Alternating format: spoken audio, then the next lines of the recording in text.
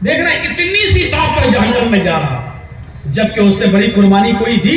आप तो अभी 1 महीने 1.5 महीने के बाद बकरे की कुर्बानी दे देंगे, हैं? किसी बड़े जानवर की कुर्बानी दे देंगे, 7 लोग उसमें हिस्सा लगा लेंगे। आप जानवर, इसने तो बीवी की कुर्बानी दी, बच्चों की कुर्बानी दी, माँ बाप की कुर्बानी दी, भाई बहनों की कुर्बानी दी, चल दिया, घर मकान छोड़ दिया, जमीन जायदाद छोड़ दी, खेती बाड़ी छोड़ दी, फील्ड छोड़ दी, फैक्ट्री छोड़ दी, मैदान जंग में चला गया, लड़ा, कई काफिरों को मारा, उनको जहन्नम में पहुंचाया भी, लेकिन फिर एक काफिर की तलवार इसकी गर्दन पे चल गई और ये मर गया, ये शहीद हो गया, लेकिन इसके बावजूद जहन्नम में जा रहा है। क्यों?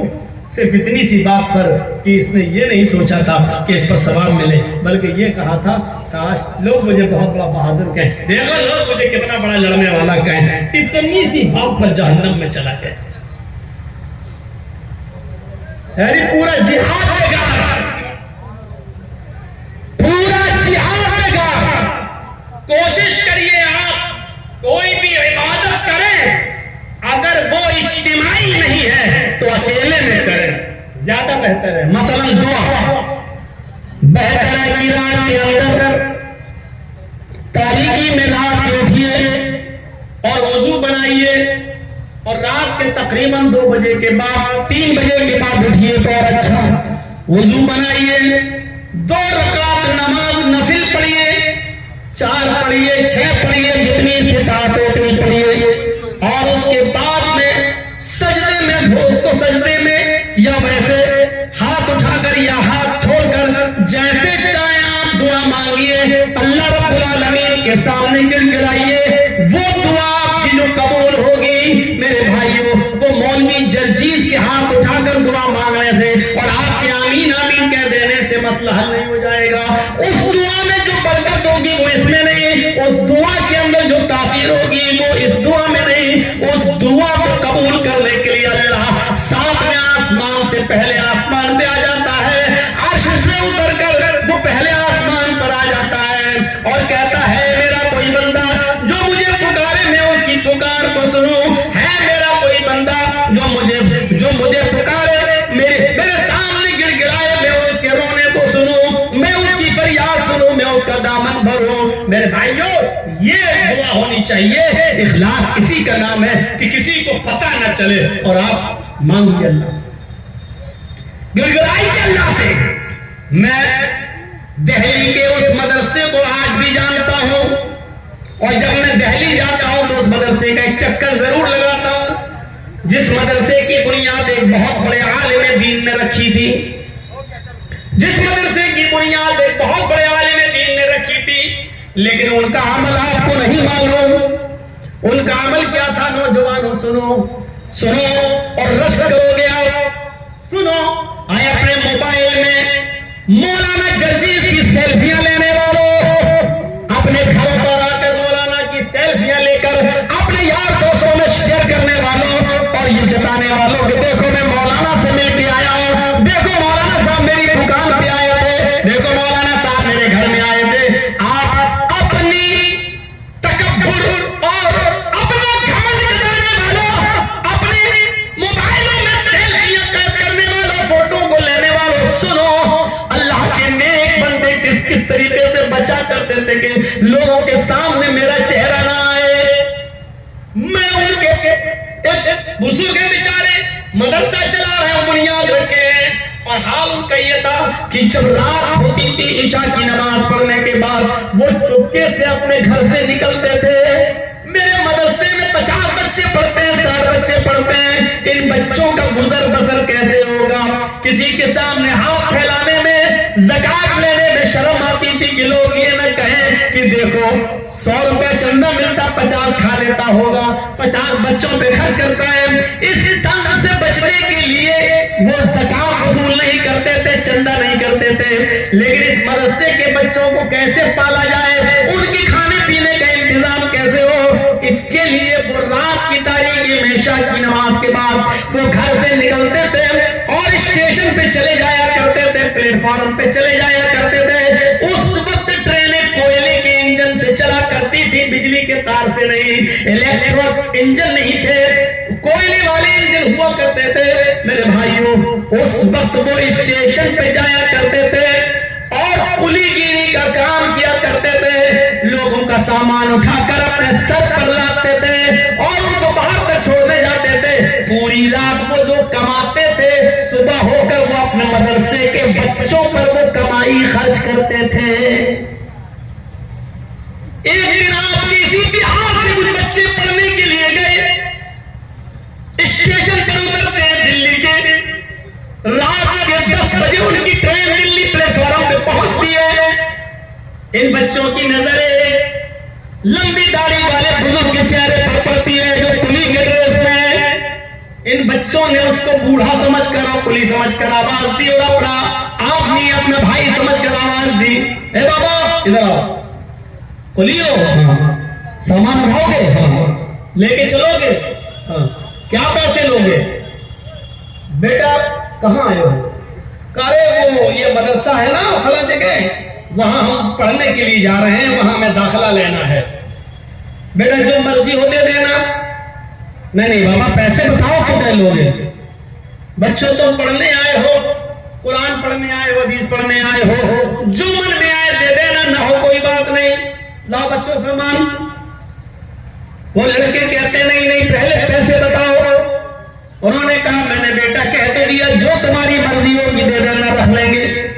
और ये कहते कहते उसने उन बच्चों का सामान अपने सर पर लाद लिया और लाद कर वो सामान जब पहुंचा बाहर प्लेटफॉर्म के बाहर, उन बच्चों को कहा कि लो यहां से बस मिल जाएगी, इतने नंबर की बस और फला फला जगह चले जाना।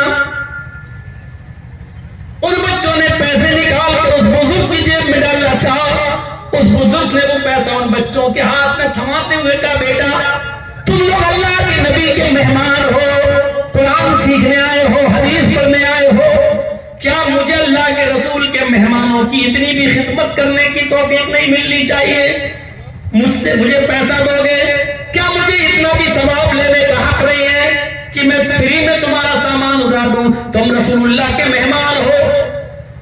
और ये कहकर उनके पैसे वापस करके ये बुजुर्ग चल देता है कुली का काम करने।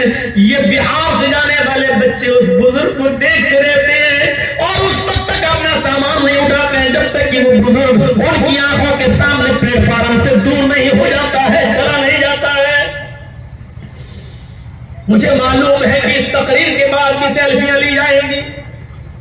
ये सब बोलने के बावजूद भी बेशर्मी हमारी ढीठ पड़ चुकी है, वो छूटेगी नहीं। ऐसा दर्द भरा वाक़या सुनाने के बाद भी हमारे दिलों में ये बात उतरेगी और हमारे आंखों से आंसू बहेंगे, लेकिन तकरीर खत्म होते ही हम चिकने खड़े हैं, हम वही करेंगे जो हमारे बाप दादा करते चले आए हैं। नहीं मानेंगे हम तो वो इंसान ही नहीं, कुत्ते की वो दुम है जो 12 साल की नल के पाइप में रखा जाए, उसके बाद निकालो तो टेढ़ी निकलेगी, वो सीधी नहीं हो सकती है। हम बिल्कुल उस तुम की तरह हो चुके हैं, हम टेढ़ ही रहेंगे, हम सुधरेंगे नहीं। मौलाना जल्दी साहब आप बिहार आओ ना हो क्या फर्क पड़ता है? आप नहीं आएंगे, दूसरे आएंगे। आपके स्टाइल में तकरीरें करने वाले अब तो बेशुमार पैदा हो चुके हैं, हम उनसे भी काम ले लेंगे। हाँ लीजिए, हम शौक से कहते हैं कि अब हमें बख्शिए मेरे भाइयों, अब हम इतनी जिद बर्दाश्त नहीं कर पाएंगे। अब हमारी उम्र वो नहीं जो कभी 18 और 20 साल हुआ करती थी, हम भी अपनी उम्र के 45 साल क्रॉस कर चुके हैं। अब धीरे धीरे हम 2 घंटे से पौने 2 घंटे और 1.5 घंटे की तरफ आ रहे हैं। अब एक दो बीमारियां हमारे जन्म लेना शुरू कर रही है मेरे प्यारे साथियों। अब धीरे धीरे कुछ दिनों के बाद सदारत की कुर्सी पर आएंगे और 5 मिनट के लिए बोल के निकल जाएंगे, इसलिए कि यही जिंदगी का नियम है, यही जिंदगी का उसूल है। जो आया है उसको जाना है। हमारा असली घर ये नहीं, असली घर वो है और उस घर के लिए हमें और आपको तैयारी करना है। जर्जीत साहब हमें बहुत इज्जत मिल चुकी है, तुमने अपनी जिंदगी के अंदर बहुत इज्जत के नमूने देख लिए हैं, लेकिन अब इज्जत के बाद तुम बुढ़ापे में भी जाओगे।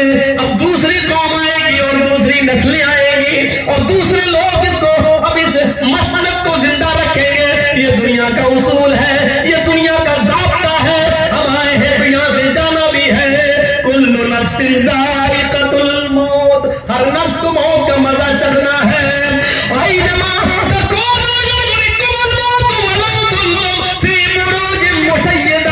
मौत तुम्हें उधर भी आ जाएगी जहां तुम जाओ छिपना चाहते हो, चाहे तुम बड़े बड़े किलों में चले जाओ, बड़े बड़े सुतूनों में छुप जाओ, जमीन के गहराइयों में चले जाओ मेरे भाई, बंकरों में छुप जाओ, कहीं भी चले जाओ, मौत तुम्हें उधर भी आ पकड़ेगी, मौत तुम्हें उधर भी आ पकड़ेगी। अंतरिक्ष में जाने वाला, चांद के बाद मरीख का सफर करने वाला,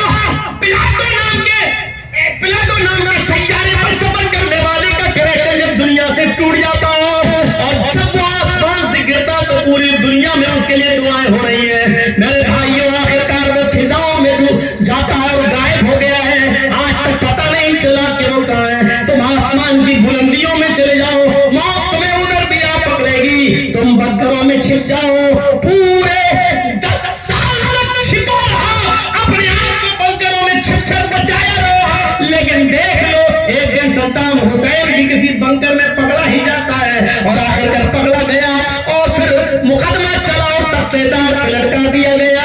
ऐनमा तकूनु युदरिकुमुल मौत, तुम जहां कहीं भी जाना चाहो चले जाओ, मौत तुम्हें उधर भी आ पकड़ेगी, मौत तुम्हें अपने शिकंजे में ले लेगी। मेरे भाइयों उस आलिम को देखो जो रात में कुलीगिरी का काम कर रहा है, वो आंखों से ओझल हो गया और ये बच्चे बस पकड़ कर मदरसे चले आए। सुबह होकर इसी आलिम दीन को मदरसे में इंटरव्यू लेना था। 10 बजे जब ऑफिस खुलता है और बच्चे जब इंटरव्यू देने के लिए ऑफिस में कदम रखते हैं, इन बच्चों की नजर जब उस गाड़ी वाली बुजुर्ग हस्ती पर पड़ती है तो पैरों के नीचे से जमीन भी लग जाती है। ये तो वो बुजुर्ग मौलाना है जो कल स्टेशन पर लाल रंग का कुर्ता पहनकर कुलीगिरी का काम करके हमारा सामान उठा रहा था और आज हमारा इंटरव्यू ले रहा है। आज हमारा उस मौलाना ने इंटरव्यू नहीं लिया, सिर्फ इतना कहा मेरे बच्चों तुम मेहमान रसूल बनकर आए हो, तुम्हारे माँ बाप ने तुम्हें पढ़ने भेजा है, मैंने तुम्हारा एडमिशन कल रात ही में कर लिया है। जब तुम स्टेशन पर मिले थे मैं तुम्हें यहाँ से लौटाना नहीं चाहता हूँ। तुम्हारे माँ बाप ने जिन उम्मीदों से तुम्हें भेजा है बस उन उम्मीदों पर खड़े उतरना, कुरान और हदीस के सिपाही बनना, इस्लाम का प्रचार करना, तबलीग करना, तुम्हारा एडमिशन हो गया। और हाँ, कल जो वाकया तुम्हें स्टेशन पर नजर आया था उस वाकये को वही भूल जाना, मेरे किसी स्कूल के तालिब इल्म को वो मंजर मत बताना। मेरे बच्चों तुम्ही को मालूम है कि मैं पुली हूँ, किसी को मालूम नहीं है, मैं चाहता नहीं हूँ कि किसी को ये पता चले कि मैं पुली हूँ और रात में जो कमाता हूँ वो दिन में अपने बच्चों पर खर्च करता हूँ। इस बात का इल्म मैं नहीं चाहता हूँ किसी को हो, इसका अजर मैं सिर्फ अल्लाह से लेना चाहता हूँ, इसका सिर्फ मुझे अजर अल्लाह तबारक व तआला से चाहिए। उस बुजुर्ग आलिम के इंतकाल के बाद मेरे भाइयों इन बच्चों ने उनकी आप बीती सुनाई और कहा कि वो तो रात में कुली का काम करते थे। इंतकाल के बाद ये इखलास है, वो आमिल स्वालिहात, ईमान के साथ ये अमल स्वालिह चाहिए, ये अमल स्वालिह अगर हमारी जिंदगी में नहीं है तो बेकार है, बेकार है। चलते कराओ, चलते में शोर करो, रात में आंखें फोड़ रहे हो, काबे के रब की कसम कोई सवाब नहीं मिलेगा। गुहार बैठो, खामोश हो जाओ, इस पर भी खामोश नहीं होते हो और जलसा सुनने आए हो। ड्रामा बना दिया है आपने दीन का, नौटंकी बना दी है आपने इस दीन को। आपको अल्लाह के सामने जवाब देना पड़ेगा आज की इस रात की हरकत का। इस कुरान और हदीस को सुनाते वक्त तुम्हारी जो चीखें निकली और जो शोर हुआ, तुम्हारी शोर की वजह से कुरान को रोकना पड़ा, हदीस को रोकना पड़ा। क्या तुम्हारी आवाजें इतनी ऊंची हो चुकी है कि तुम्हारी ऊंची आवाजों की बुनियाद पर कुरान को रोकना पड़ेगा, हदीस को खामोश होना पड़ेगा? क्या तुम इतने इंसान हो चुके हो कि तुम्हारी चीखों पुकार के आगे कुरान बंद होगा, हदीस को रोका जाएगा? अरे डरो, कहीं अल्लाह का अज़ाब ना जाए, ये जमीन न फट जाए और इस जमीन के अंदर कहीं तुम धस के मर न जाओ। अल्लाह के अज़ाब का इंतजार करो। आज तुमने वो शैतानी काम किया जो शैतान भी शायद सोच के हंस रहा होगा कि हमसे बड़ा काम तो आज ये हमारी इन लोगों ने कर दिया, इन नस्लों ने कर दिया है। हम जिस कुरान को कमजोर करना चाहते थे, इन लोगों ने खुद ही कुरान को कमजोर कर दिया। आज शैतान भी हंस रहा होगा तुम्हारी इस हरकत पर, इस हरकत पर। तसव्वुर करो मेरे भाइयों, क्या इतनी सी बात तुम समझते हो? इतनी सी बात नहीं है ये। बहुत बड़ी बात है। इखलास अमल सालेह अपनाओ। इस बुजुर्ग आलिम दीन से कुछ सीखो, इस बुजुर्ग आलिम दीन से कुछ सीखो। तुम्हें नहीं मालूम, यहां बैठे हो 20 साल 22 साल की तकरीरें हो जाना एक आपको बड़ी अहमियत रखता है। इतनी लंबी मुद्दत तक कोई आलिम लोगों पर राज नहीं किया। मैं घमंड नहीं कर रहा हूं, अल्लाह घमंड से बचाए। कोई 2 साल चला, कोई 4 साल चला, कोई 5 साल सुना गया, लेकिन 22 साल के बाद भी हल में मजीद आज भी कई जगहों के लोग हमसे मिल रहे हैं और प्रोग्राम लेने के लिए आ रहे हैं और आए और इसी बिहार और कटिहार की सरजमीन के लिए आए। क्या ये मकबूलियत नहीं? इतनी लंबी मुद्दत किसी का चलना और किसी का सुना जाना ये बहुत बड़ी बात है।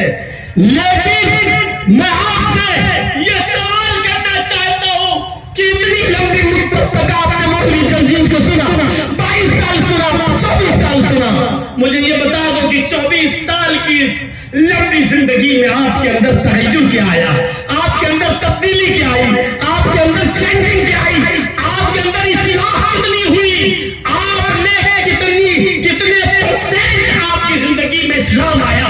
जरा इस सवाल का जवाब मुझे दे दो, इस सवाल का जवाब। आप 22 साल पहले भी वही थे, आज भी वही है। जो जिहाद पहले थी वो आज भी है। कर्नाटक के जलसे देखो, आपसे ज्यादा भीड़ थी कर्नाटक में, लेकिन मजाल की कोई चोरिया भी परमान जाए, मजाल की कोई मौलाना जर्जीस के पास चलाए, आने का रास्ता अलग, जाने का रास्ता अलग, वही लाए वहीं से ले गए। किसने कहा कि जलसा खत्म करने के बाद मुसाफा करो? कौन कहता है कि मुसाफा करने से तुम्हारे गुनाह झड़ जाएंगे और तुम जन्नत में चले जाओगे? कौन सी हदीस में लिखा है कि जलसा खत्म हो टूट गो? ये सारी बातें जिहालत पर मबनी है। जो बातें कही गई अब उस पर अमल करो, जो कहने वाला था उसको भी आराम करने दो। आप भी आराम करो, मस्जिदों में जाओ, वुजू करो और नमाज पढ़ो। ये होना चाहिए। 20 साल और 22 साल के बाद बताइए, मैंने सिर्फ एक चीज देखी है बिहार की सरजमीन पर, अगर बढ़े हैं कोई चीज तो सिर्फ मदरसे बढ़े हैं। मदरसों में इजाफा हुआ है, लेकिन जहेज जो पहले था वो आज भी है, बल्कि उससे भी ज्यादा बढ़ गया है। उसमें कमी नहीं आई। क्यों नहीं आती कमी? मदरसे खुल जाते हैं, मदरसे की कमेटी बन जाती है, जहेज को रोकने के लिए कमेटी क्यों नहीं बनती? और याद रखो, मेरी बात को नोट कर लेना और यूपी से सीख लो, सबक हासिल कर लो कि कई हजार नहीं, कई लाख लड़कियां ऐसी हैं मुसलमानों में जिन्होंने कोर्ट अदालतों में एप्लीकेशन दे रखी है कि मैं अपनी मर्जी से गैर मुस्लिम लड़के के साथ शादी कर रही हूं। हो सकता है कि जब मैं शादी करूं तो मेरे बाप और मेरे भाइयों को एतराज हो, लिहाजा उस वक्त न मेरे बाप की सुनी जाए न मेरे भाइयों की सुनी जाए, उस वक्त सिर्फ मेरी सुनी जाए। मैं अपनी मर्जी से ये एप्लीकेशन दे रही हूं और फला फला गैर मुस्लिम लड़के के साथ मैं अपनी मर्जी से शादी करने के लिए तैयार हूं। मेरी शादी फला फला मंदिर में होगी, हिंदू रस्म रवाज और रीति के मुताबिक होगी, मेरे नाम में सिंदूर भरा जाए। ये कोर्ट में एप्लीकेशनें दे दी गई है। अब बैठ जाइए भाई, थोड़ा सा 10 मिनट हमें और दे दीजिए। ये एप्लीकेशन दी जा चुकी है, ये बस सोचिएगा मौलाना जर्जी साहब जेल से छूटने के बाद थोड़ा सा नर्म हो जाएंगे। नरमी तो हमने कभी सीखी ही नहीं, समझौते तो हमने कभी किए ही नहीं। हाँ, जिन चीजों से परेशानी थी उस पर मैंने बैंड लगा दिया, उस पर मैंने रोक लगा दी। और अब हमारे पास आखिरी रास्ता है। बस 5.5 महीने में मैंने बहुत कुछ सीख लिया है जेल के अंदर रहकर भी। अगर आप मेरी इजाजत के बगैर उल्टे सीधे फंबल बनाएंगे तो आपके ऊपर कौन सी धारा में और कहां से केस दायर किया जा सकता है, किसी की इज्जत नफ्स से खेलने की क्या सजा हो सकती है, ये फिर मैं कदम उठाने पर मजबूर हो जाऊंगा। क्योंकि जो चीज मैं बोलूं नहीं वो आपने, जो चीज मैं मना करूं वही आपने, ये चीज हमको बर्दाश्त नहीं।